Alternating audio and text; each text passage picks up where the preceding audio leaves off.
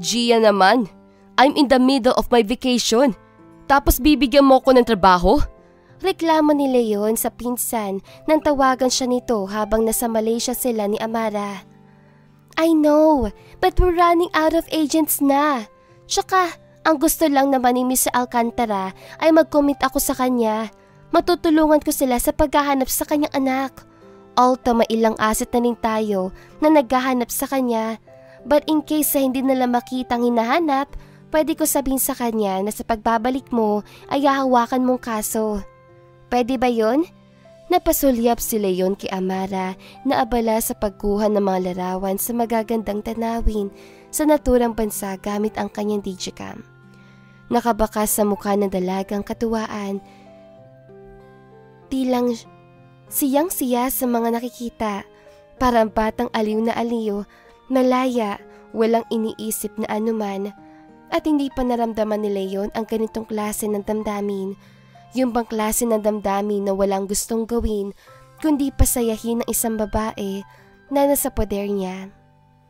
Ibigay ang lahat ng gusto, ang mga makakasiya dito, pangalagaan at naising wag nang protektahan, makawala sa kanyang paningin.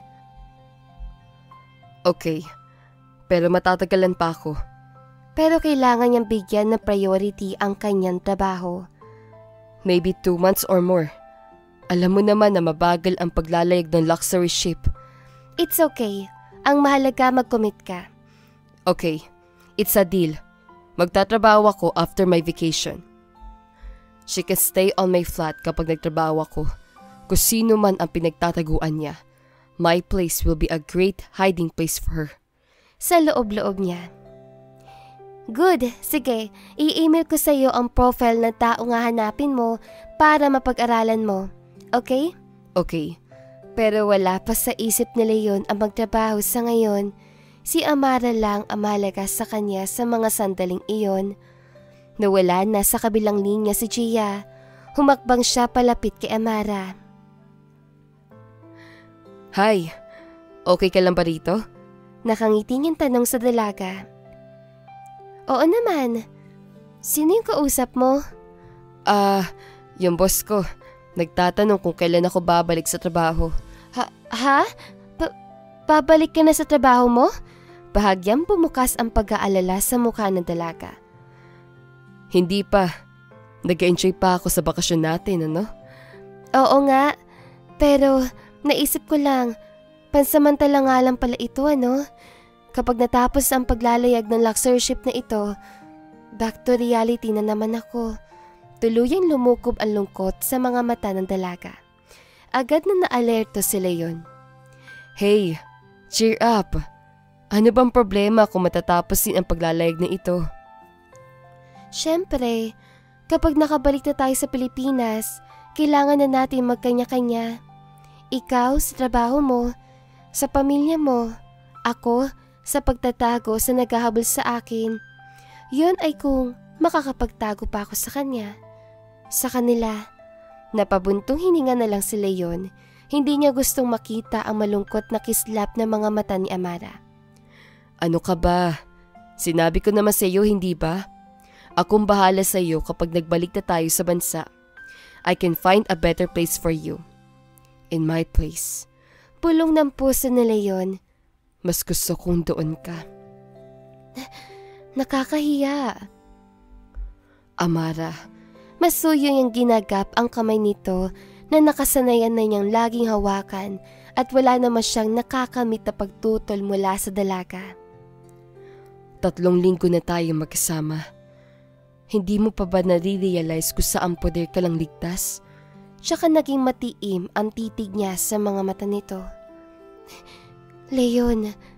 Sabihin mo, may kulang pa ba? May hindi pa ba ako nagagawa para sa iyo para mapanatag ang loob mo sa akin? O baka naman, may nagawa ako na hindi ko alam ay lumilikha pala ng pagdududa sa puso mo. Tsaka marahan niyang pinisil ang palad nito.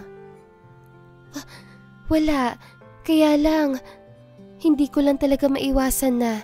Just cheer up, okay? Sige. Matamis na ang ngiting isinukli nito sa kanya. Good. So let's go. Magsha-shopping tayo. May 5 hours pa tayo bago bumalik sa barko. Shopping na naman? Wag na. At no, gusto kong ibili ka ng damit. Okay? Yung gawa rito para remembers mo sa lugar na ito. Walang nagawa si Amara nang akayin niya pasakay sa isang taxi at nagpatid sila sa isa sa pinakamalaking shopping mall sa Malaysia. Tahimik ang gabi. Bahagya lang mauulinigan ang malamyong alon sa labas na mabining humahampas sa barko. Pero si Amara, gising na gising pa rin kahit na nakapikit ang mga mata. He's too good to be true. Napakabait niya sa akin. Parang, oh no. Hindi ko yan dapat isipin. Hindi ko dapat bigyan ng mali siya ang mga ginagawa niyang kabutihan sa akin. Siguro talaga lang naaawa siya sa akin, kaya ako tinutulungan. Siguro, iba lang talaga siya sa mga lalaking walang hangad sa isang babae, kundi ang katawan nito.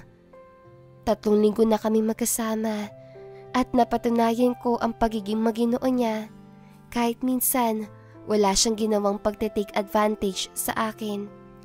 Kung hinahawakan man niya ang kamay ko, yun ay dahil lang gusto niya akong akayin o alalayan. Pero may isang bahagi ng kanyang puso ang ayaw maniwala.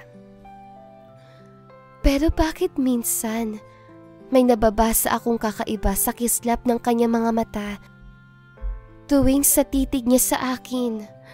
Parang may nais siyang ipahiwatig para maibinubulong ang kanyang mga mata. O guni-guni ko lang yun.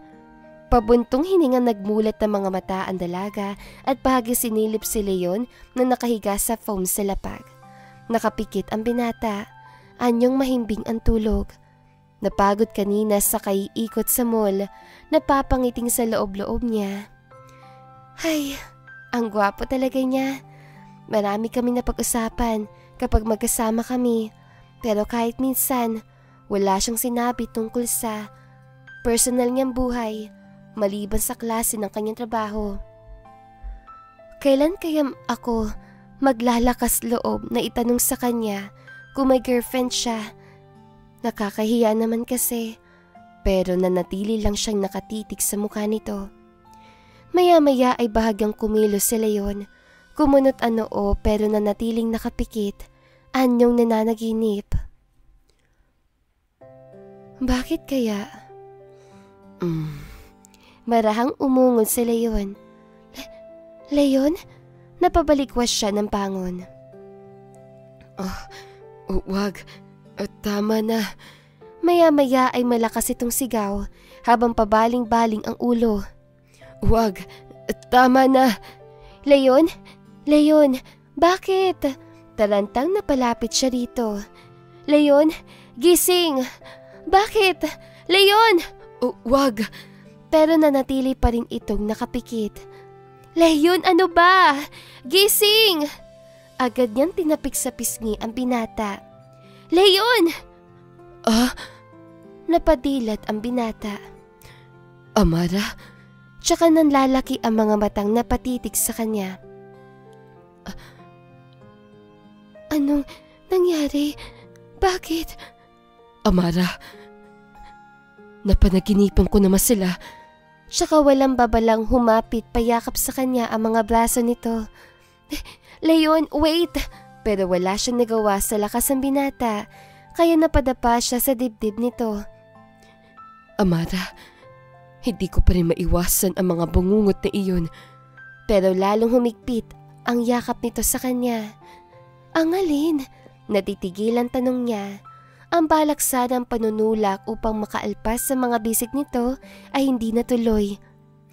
Ang mga laban ng pinagdaanan ko noong magsundalo ako sa Mindanao, ang mga kasamahan kong tinatamaan ng bala, kahit ang mga kalabang namamatay kapag nasasabugan ng bomba. Amara, bangungot yun para sa akin at palagi kong pinaglalabanan ang pagkarimarim sa mga alaala ng nakaraan iyon. Pero minsan, hindi ko matakasan kahit sa aking pagtulog ay hindi ko maiwasang maalala. Napalunok si Amara. Nauunawaan niya ang ibig sabihin ng binata, pero buhay na buhay pa rin sa kanyang pakiramdam ang pagkakadikit ng mga dibdib nila, lalo na ang mga bisig nitong mahigpit na nakayakap sa kanya. Hindi naman niya magawang maitulak ito palayo sa kanya dahil alam niyang may mga nakatagong takot sa dibdib ng binata. At palagi mong napapanaginipan yon? Oo, pero nitong mga huling araw na magkasama tayo, hindi na. Ngayon na lang ulit. Anyway, bahagyang lumuwag ang pagkakayakap nito sa kanya. Sorry, naalipungatan lang ako at… It's okay. Matamis ang ngiting isinukli niya rito. I'm glad that I'm the one beside you. At ako ang gumising sa'yo mula sa bangungot na iyon. Tsaka inihilig niya ang ulo sa malapat itong dibdib. Amara… Natigilan ang binata. Kahit na paano, baka may maitulong ako para makalimot ka sa mga babungot ng nakaraan. Pagkuway ipinikit niya ang mga mata at iniyakap ang mga braso sa katawan nito, kundi dahil nakasingit sa kanyang mga pandama ang masarap na pakiramdam na iyon na madama ang init ng katawan nito. Leon? May warsyak ka? Pagkuway tanong niya at bahagyang nagtaas sa mukha upang magtama ang mga mata nila. Oo, pero sa klase ng trabaho ko, hindi pa rin maiwasang mapalaban ako. Napatitig din ito sa mga mata niya na may pag-aalala. At dito po nagtatapos ang kabanata ng ating kwento. Huwag kalimutang i-like, i-share at mag-subscribe para updated ka sa susunod na episode. Kita-kits sa next chapter!